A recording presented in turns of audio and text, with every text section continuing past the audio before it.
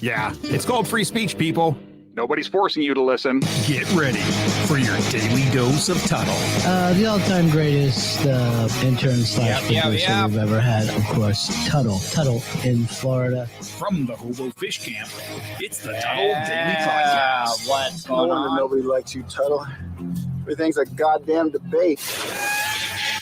Yeah, what's going on, guys? Welcome to another edition of the Tuddle Daily Podcast. Tuesday edition, October 18th, 2022. Couple of ways you can get a hold of me. You can easily do that. You can call me 407-270-3044. Once again, 407-270-3044. You can also text that number. And hell, if you don't want to talk to me live, any of the stuff that I talk about, if you want to leave a voicemail, you can easily do that. 407-270-3044. You can also email me, Tuddle with two D's, TUDDLE @gmail.com. A lot of stuff that I want to talk about today. This high school, they had a bonfire that a lot of kids got all burned up and stuff.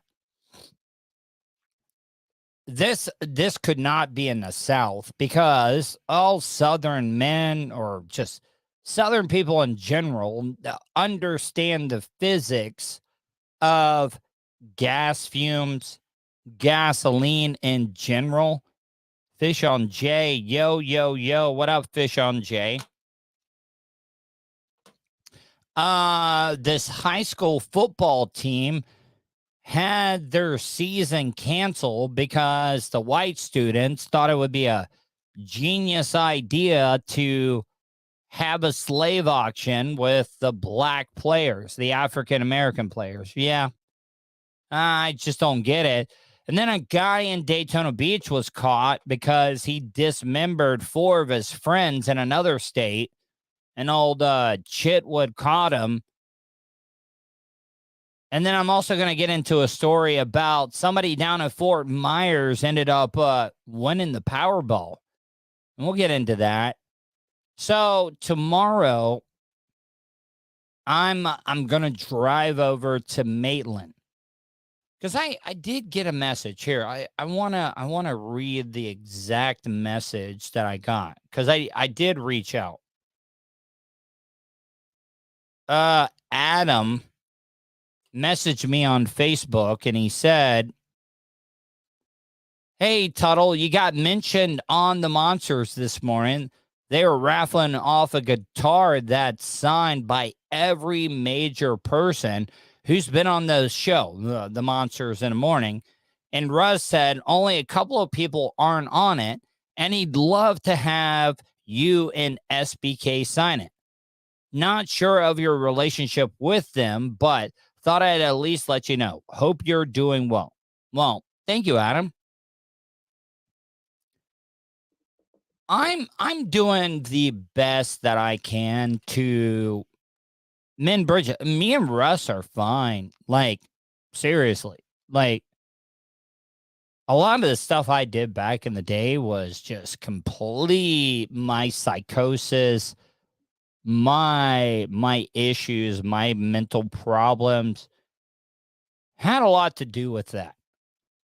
And I've talked about this a lot, that the only reason why that I wanted to mend all the bridges and stuff that I burned through my radio career was because Ron Bennington tell you, what good does it do you, Tuddle? What good does it do you to have enemies in the business? Yeah, and I will say this, Ron Bennington, I don't necessarily know exactly how it was back in the day when it was the Ron and Ron show and stuff, but I know from my time working with Ron Bennington and stuff that he didn't get involved in all that BS.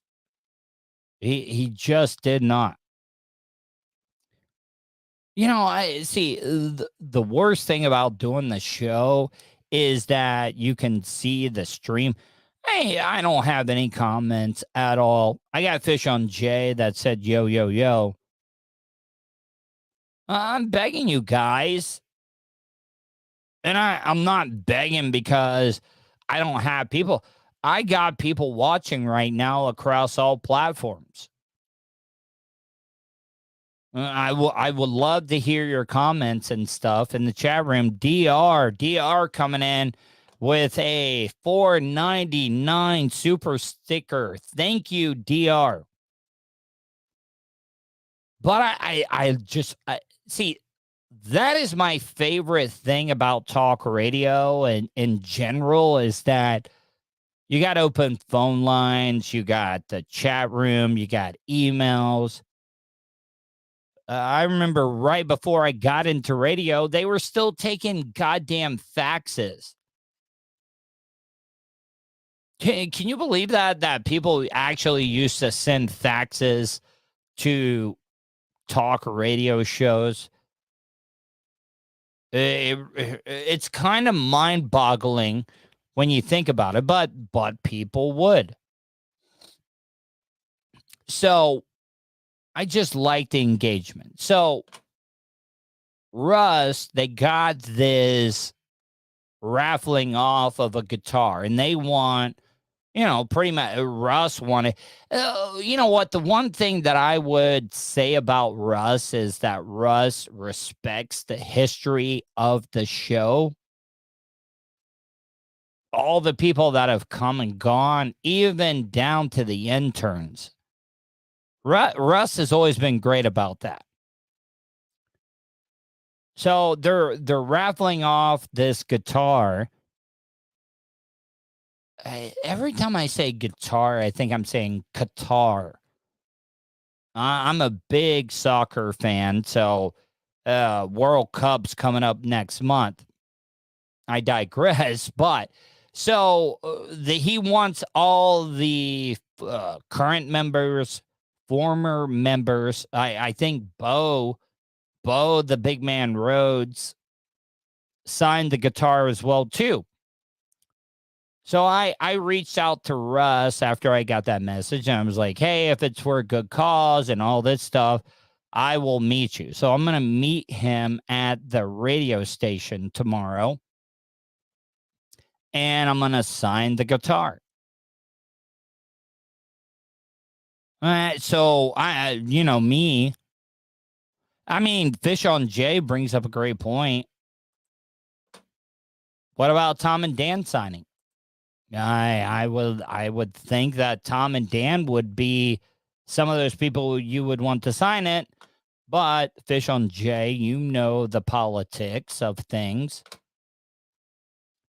Well, I'm not trying to take sides. Now, look, I will say that Tom and Dan has been there for me for a really long time, and I love them. Matter of fact, Tom and Dan, I don't know. I know that the appearance that I had on a corporate time with Tom and Dan today is going to be on sometime this week. And I had an absolute fantastic time. So if you're in the Orlando area and you want to hear me on terrestrial radio, think about that. I just realized that. Like being on terrestrial radio and stuff, that I'm going to be on terrestrial radio because a corporate time with Tom and Dan is on Real Radio 104.1. Think about that. I think that's absolutely amazing that I'm going to be on terrestrial radio on a radio station that I started working at in 2000. I started working at Real Radio in 2000. And I'm still on it as an appearance, not on a regular basis, but I'm doing it. Fozzie is checking in. Tuddle grass report. How's the grass looking today, Cuzzy? Well, I just 2 days ago, I just planted the seed. And I did a lot of trimming. Tomorrow is lawn pickup. Lawn debris pickup is tomorrow. So that's what I'm doing. I ended up getting a bunch of stuff. It's already at the curb waiting. I cut down a bunch of palm fronds. This is how generous and considerate of a lawn dog or a lawn person that I am, that I took all the palm fronds that I cut down and I duct taped them together in a pile. So I got that done. That's all at the curb. So the yard, also, by the way, I got this little Apple Watch here. And I stress about walking and doing all this stuff, but doing the yard work, I don't even have to worry about closing my rings on the Apple Watch because it automatically happens. I get my 700 calories burned on the watch. I get my 60 minutes of exercise done. I get my 12 hours of standing time done. So this is perfect for me. I'm able to get stuff done and still exercise and get everything done.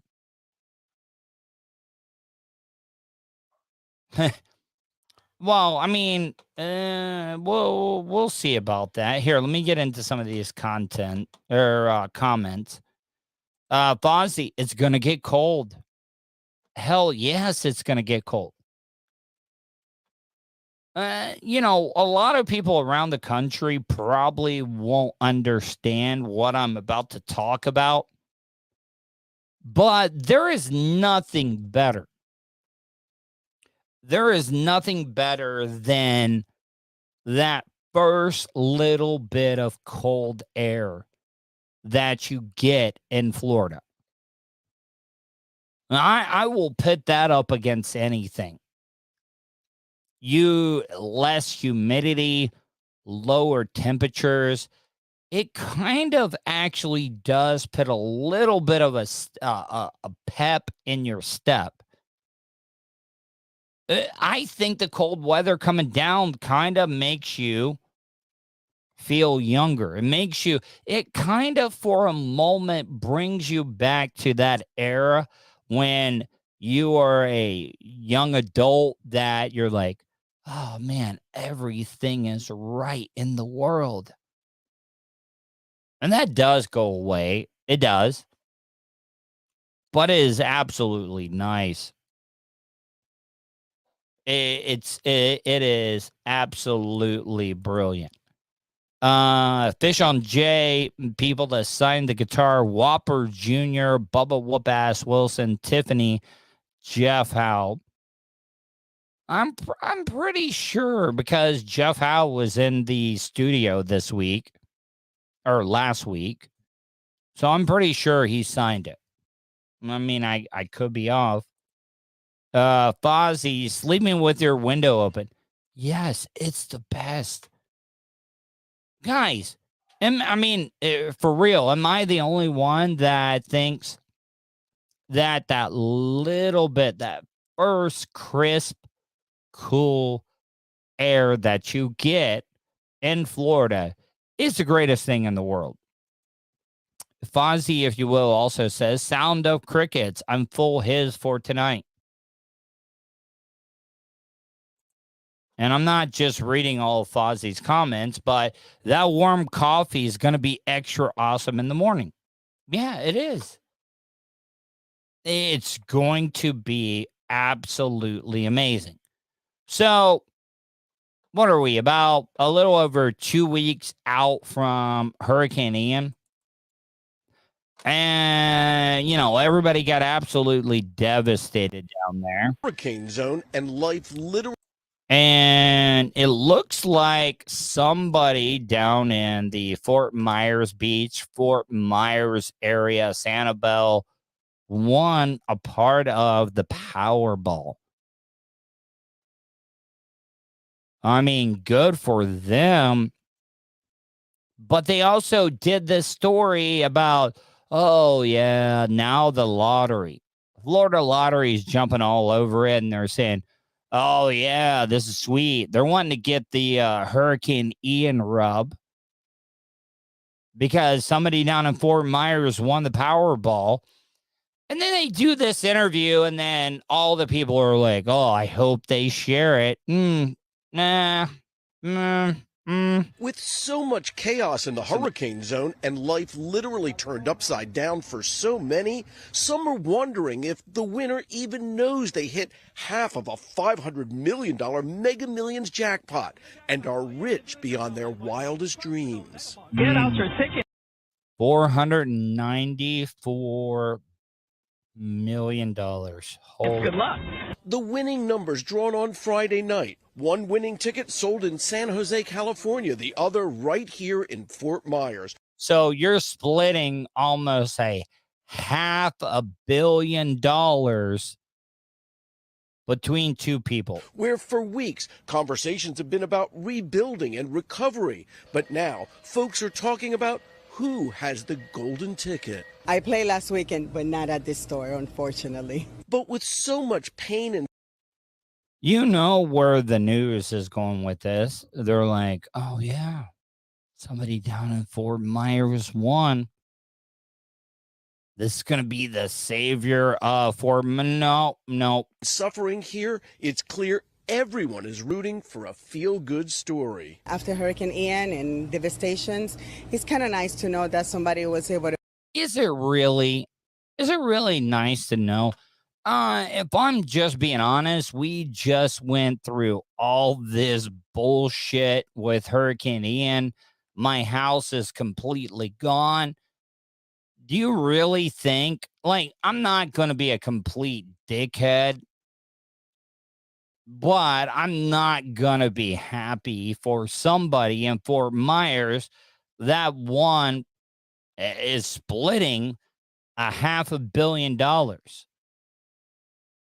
And then everybody's like, oh, they're going to help. They're going to help. They're going to help the community.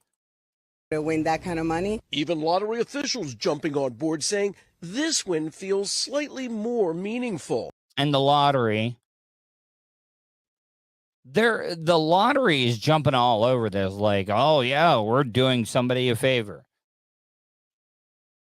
Do you realize that a lot of people think that the lottery actually funds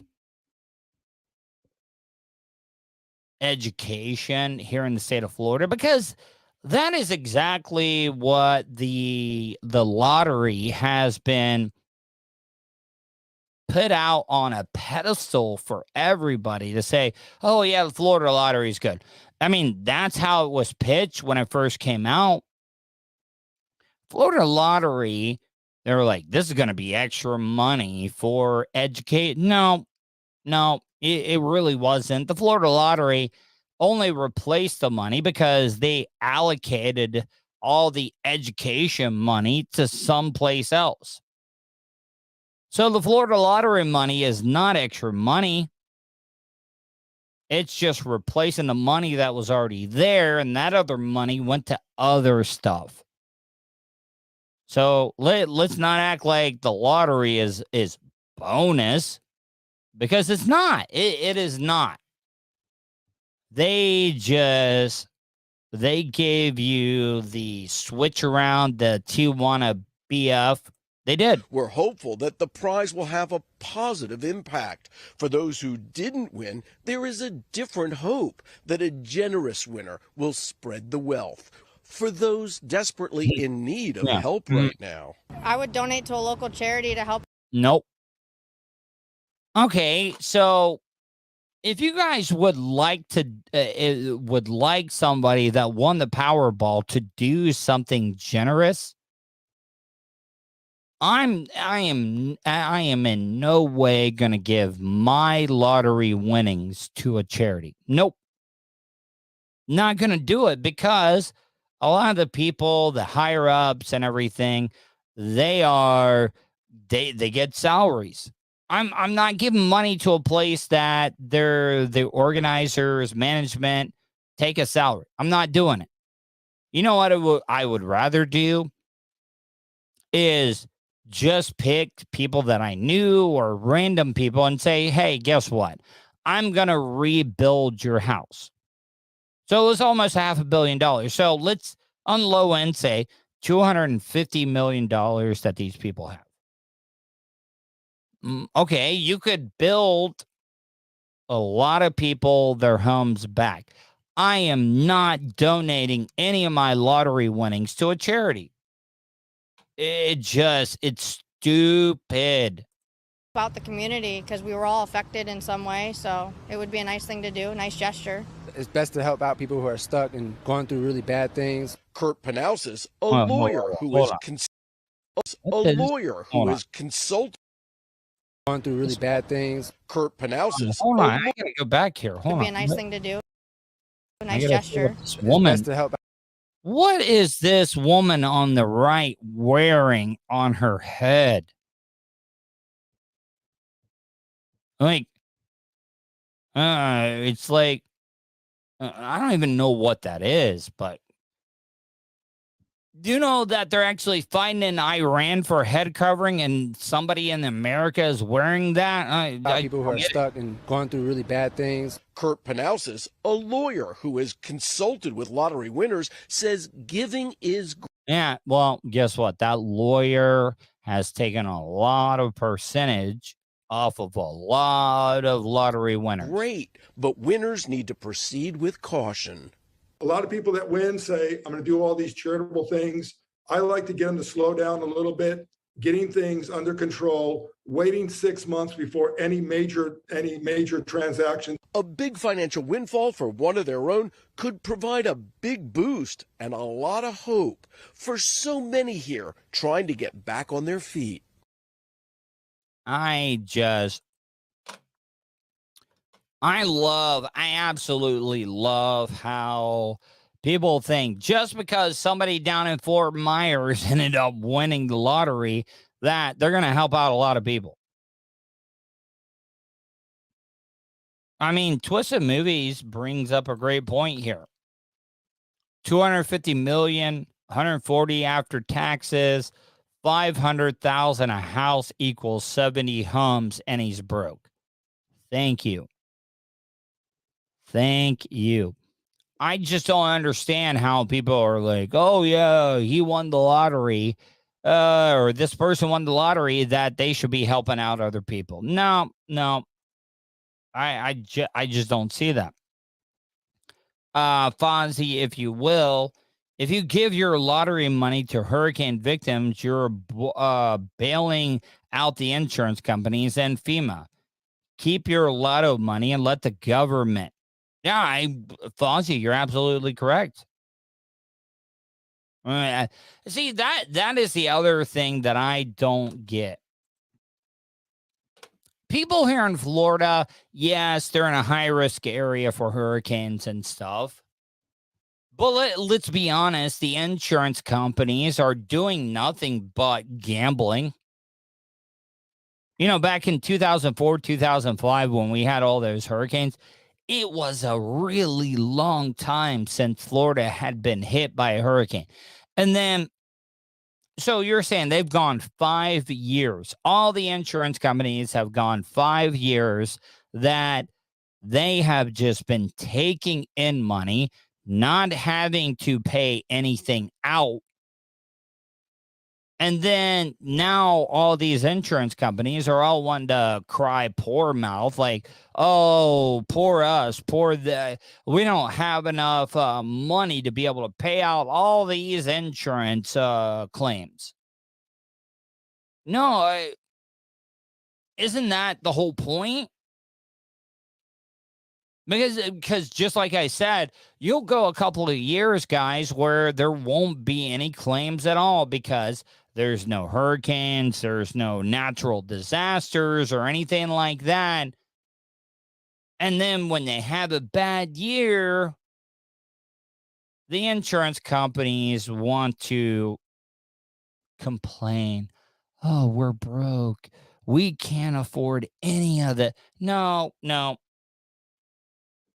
Everybody cuts their own deal. I mean, Fozzie knows what I'm talking about. Insurance companies. We're paying you every single month. And there could be a 5-year span where everybody in Florida is not, making a claim or anything.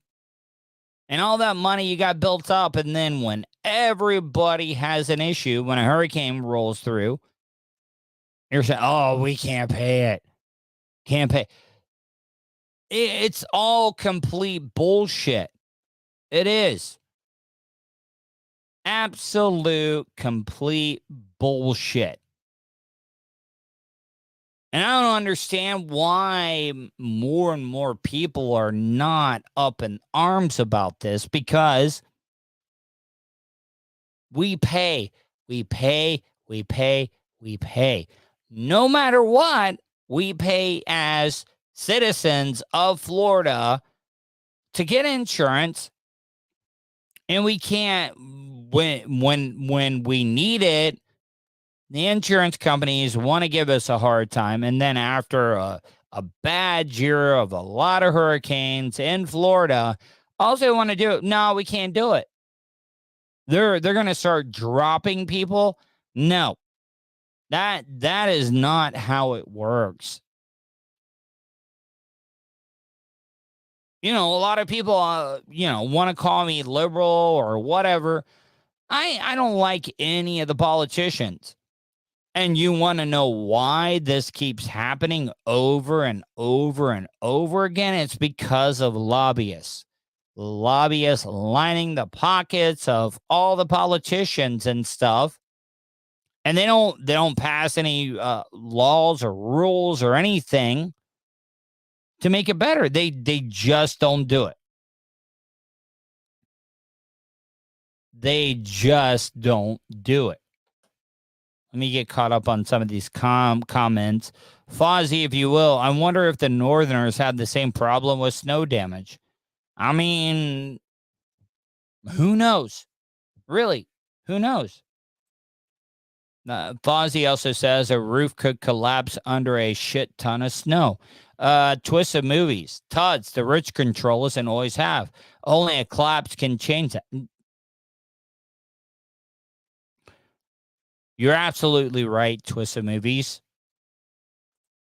But if you talk about that, you're like, oh, he's a nut job. He's a complete nut job.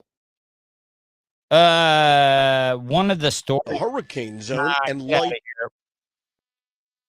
So this was a crazy ass story that I got to be careful about how I talk about this, but after a so I don't even know exactly. River Valley. So a high school football team's high school football season got canceled because I guess the white students thought that it would be a great idea to do a TikTok video or YouTube and do a slave auction. And I'm just gonna play the story and I'll comment as it goes. More fallout tonight after a prank slave auction video at a Yuba City high school showing white students auctioning off black students in a football locker room. And for the first time, we are hearing from some of the River Valley High students involved. CBS 13's Ashley Sharp is live with those now questioning the punishment of some students. Ashley. All right, so. Oh. All right. So they had this going on. And now that this has happened, now everybody's trying to cover their ass. Yeah, that's right. The Greater Sacramento NAACP chapter hosted a very powerful meeting tonight where they're calling for systemic change after this viral video was posted on TikTok. When it comes to leading by example, 3 of those students who participated in the video are owning up to their actions, saying they regret taking part and they've learned a hard lesson. River Valley High School students apologizing tonight. I did not want to do it, but looking back, I wish I should have done more to stop or leave. All right, so let's talk about this. Let's talk about it, people. What did they do? What did they do to force you to do it? Now, were they younger, freshmen, sophomores? What did they do? I mean, I've already listened to this story. I don't think that they physically went after these teammates to make them do this. So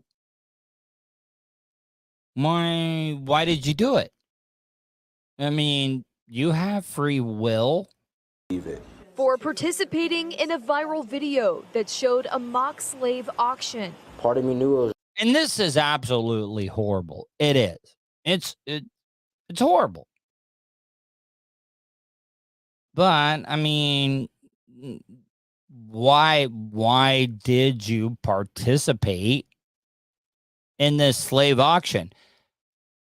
Either way, it's bad. But is the only reason why you are coming out? You're having a press conference. And you got, because this guy in the background here, he is a lawyer. He's a lawyer. People are just trying to get paid. But when you say people force you, how did they force you? Please let me know how people force you. It was wrong when it was happening, and I didn't have the courage to stop myself or my teammates, and I wish I would have. It's disturbing video CBS is choosing not to show. Greater Sacramento. This is what I absolutely hate. No, I mean, Fish on J, this was done for clicks and likes. It was. And now that it's become a big deal, everybody, you want to be honest? It's most likely the parents that are like, hell yeah, we're about to get paid. We're about to get paid. And now this is a big deal. You didn't want to do it, but you were forced. How did they force you to do it? NAACP's president calls it shocking. They were being auctioned off by the white students, and they had nooses. Oh, hold on. Let me play the rest of this. Nooses around their necks or belts around their necks. It wasn't nooses. It was belts. Necks to indicate that they have or will be. And I don't want anybody to think that I'm defending this. I'm not defending it at all. This is horrible. Horrible. Hung. These 3 students described feeling pressure. All right. I got to be careful how I talk about this. Thank you, Fozzie. I'm about to talk about, Fozzie, so are you watching right now? Are you talking about the kid on the far left? The kid with the mushroom hair. I mean, I had that haircut at one point in my life when I was in high school. The kid on the left does not even look African American. I'm sorry. Look, come on, people. And the bad thing is, once again, this whole thing is completely messed up. But like, unlike all the news, you know how the news said, "Oh yeah, it's a video that we can't show." Why can't you show it? Why can't you show it? You're the news. The news should not be edited at all. We should be able to see exactly what's going on and the full story that you're talking about, but you won't. You will not show it because it's too offensive. It's too offensive for broadcast TV news.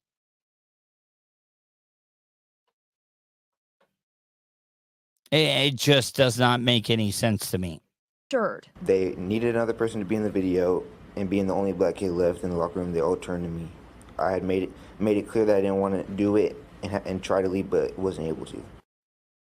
Mm-hmm.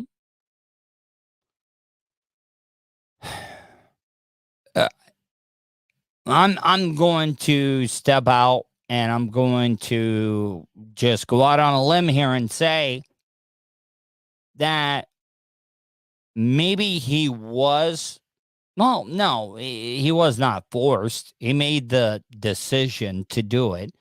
Maybe he felt like, like if he didn't do it, he wasn't going to be accepted.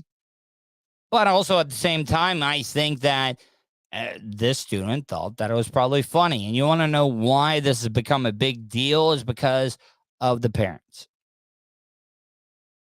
I'm just saying, I absolutely despise racism. I hate it. Absolutely hate it.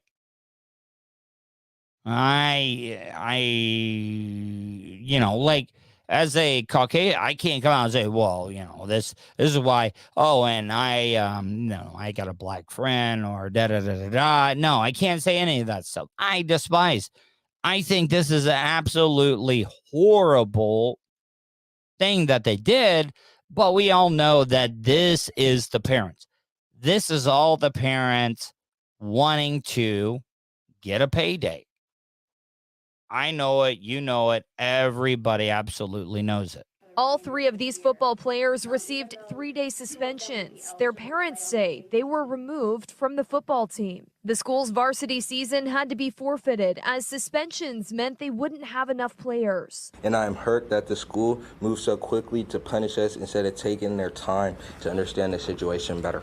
Williams says in conversations with the district today, she asked why some white students who were involved received lighter punishments. Now, I got a problem with this. Now, I do. I mean, if the white students were involved in the same video as the African-American kids, yes, they should get the same absolute punishment as the African-American students did. We do not believe the approach to prioritize punishment over education and restoration was most prudent. We also believe that the punishment was not equitable in their distribution. Her call to action is bigger than just River Valley High School. She says this type of systemic racism is often hiding in plain sight. Every district is responsible to make a change. Students promising to learn from this and be an example. This video is harmful to the entire black community who counts on people like myself to stand against these wrongs rather than participate. You didn't. Participating in them.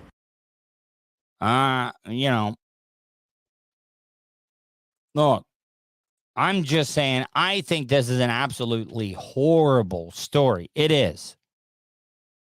But also at the same time, I mean, do I think that these African-American students were physically threatened if they didn't do it? No, I don't think they were. But we all know how it is in high school. You want to fit in. You want to be cool. You want to be at the cool class table. So maybe they did it because, I want to fit in. I want to be this. I want to be that. Okay, so they still decided to do it. Sucks that they felt like they were pressured, but, Now, all this, the only reason that this is in the news now is because the families, they're wanting to get a payday. Am I the only one that can see that? I'm just bringing it up. Anyways, guys, I'm going to get out of here. Hopefully you guys enjoyed tonight's show. Hopefully you guys stay safe. And I